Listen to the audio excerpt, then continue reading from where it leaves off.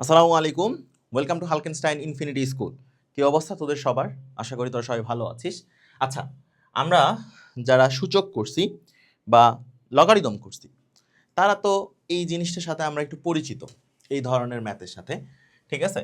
তো একটু কঠিন দেওয়া, তো দিয়ে কি মনে হচ্ছে এখানে একটা মিম দেখতে পাচ্ছিস যে is that math so hard. ঠিক আছে, আসলেই কি ম্যাথটা কঠিন? এরকম কোনো কিছুই না। প্রথমত, তোর যদি বেসিকটা ঠিক থাকে ম্যাথের, তাহলে তুই কিন্তু খুব ইজিলি এই ধরনের ম্যাথ করে ফেলতে পারবি। ঠিক আছে, জাস্ট বেসিক ঠিক রাখতে হবে।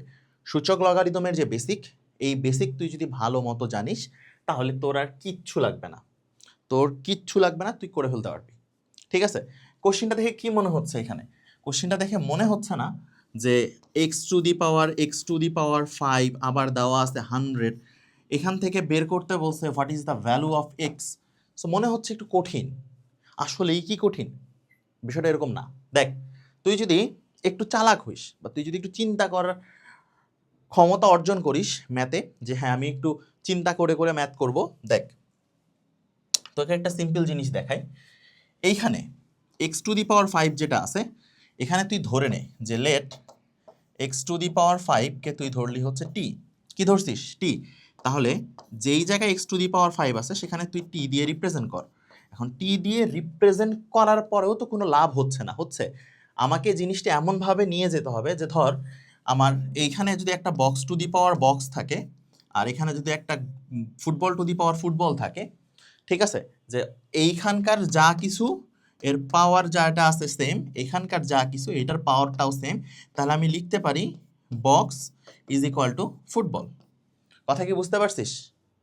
কথা কি বুঝাতে পারছি এক্সাম্পলটা দিয়ে? আচ্ছা, তাহলে দেখ, এখন তুই এখানে কি করতে চাবি? তুই যদি এখানে এটাকে সুন্দর মতো করার জন্য জাস্ট এখানে উভয় দিকেই টু দি পাওয়ার 5, ঠিক আছে, আমরা কি করি উভয় দিকে স্কোয়ার করি, কিউব করি। এখানে আমি উভয় দিকেই কি করছি 5, অর্থাৎ পাওয়ারটা পঞ্চঘাতে নিয়ে গেছি। নিয়ে যাওয়ার পর আমি তো এখান থেকে চাইলি এটাকে এইভাবে লিখতে পারি না? দেখতো, x to the power 5 to the power টি 100 টু দি পাওয়ার 5। এটা তোর সূচকের কোন নিয়মে গেছে? এই নিয়ম তো তোদের মনে থাকা উচিত যে যদি কখনো a two the power m two the power n থাকে, এটাকে আমি a two the power n two the power m এভাবেও লিখতে পারি। এটা কি লিখা যায় না? যায়। আচ্ছা, যদি এটা এখানে এভাবে লিখা যায়, তাহলে দেখ তুই তো x টু দি পাওয়ার 5 এটাকে তুই অলরেডি ধরে রাখছিস। কি ধরে রাখছিস? টি। তাহলে x টু দি পাওয়ার 5 কে তুই এখানে টি বসা। তাহলে দেখ তোর এটা টি টু দি পাওয়ার চলে আসছে। আর এখানে কত আছে? 100।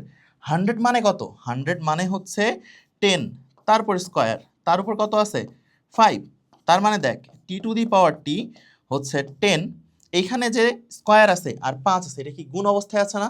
তাহলে 5 দুগুণে কত হচ্ছে? 10। দেখ এই ফরম্যাটে চলে আসছে যে box to the power box is equal to football two the power football. তাহলে আমি এখান থেকে কি লিখতে পারি? আমি এখান থেকে লিখতে পারি যে টি ইজ ইকুয়াল টু 10। এখন টি সমান সমান তুই কি ধরছিস? x to the power 5। তাহলে এই যে x টু দি পাওয়ার 5 যদি তোর 10 হয়, তাহলে এখান থেকে x কত হবে? 10 টু দি পাওয়ার 1/5। বাস, শেষ।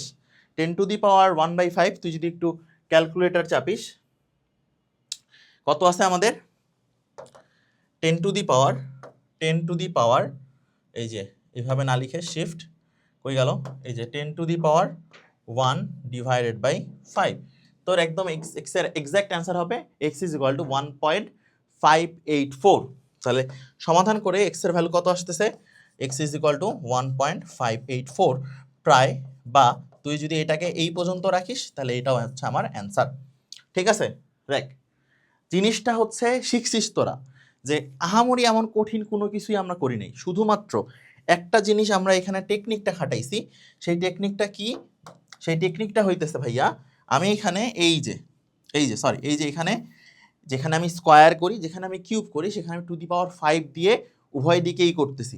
ঠিক আছে, আচ্ছা, তারপরে আমাদের সমাধানটা চলে আসছে। এই তো, তো কঠিন কিছু ছিল? আমাদের বেসিক যে রুলসগুলো, এই যে বেসিক রুলস, এই বেসিক রুলস দিয়ে আমরা কিন্তু করে ফেলতে পারবো। কিন্তু তোকে ম্যাথ থিঙ্ক করার ক্যাপাবিলিটি অর্জন করতে লাগবে যে হ্যাঁ, এই ম্যাথ দিলে আমি এই প্রবলেম দিলে আমি এই প্রবলেমটা এইভাবে সলভ করব।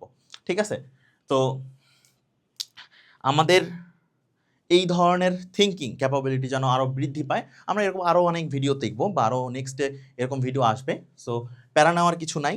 আর হ্যাঁ, তোরা যারা এখন আমাদের কোর্স এনরোল করিস নাই, ঠিক আছে, তোদের জন্য এজ কোর্সের ওয়েবসাইটে যাবি, গিয়ে তুই যেই ক্লাসেরই হও না কেন, তুই 6, 7, 8 কিংবা 9, 10 হইলে এসএসসি প্রস্তুতি, এখান থেকে তুই তোর যেই কোর্সটা দরকার তুই তোর সেই কোর্সটাই কিনে ফেলতে পারবি।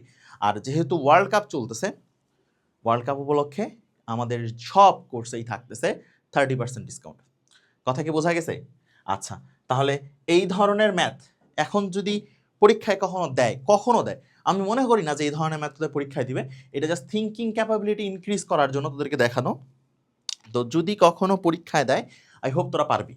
ঠিক আছে, তাহলে দেখা হচ্ছে পরের ভিডিওতে। ভালো থাক, সুস্থ থাক, আল্লাহ হাফিজ।